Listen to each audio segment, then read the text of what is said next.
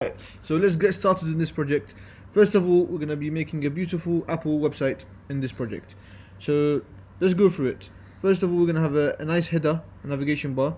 On the left of this navigation bar, we're going to have a few buttons that will take us to the different sections in the website.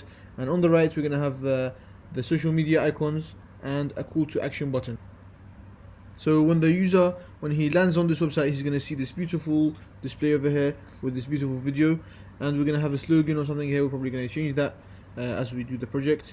Then when he scrolls down, he's going to see these three tiles, which is what the website is about. So we're going to have a section for iPad Pro, MacBook Pro, and then iPhone 12.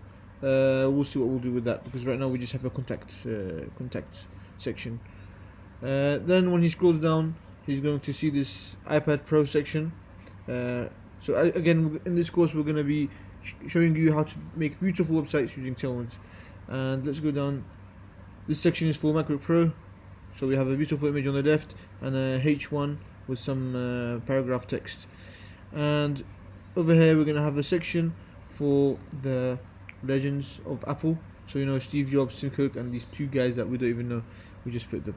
So again, over here is going to be some H1 with some text, and we're going to have these 4 profile images with some titles of what they do in the company, and then we're going to have a contact us section.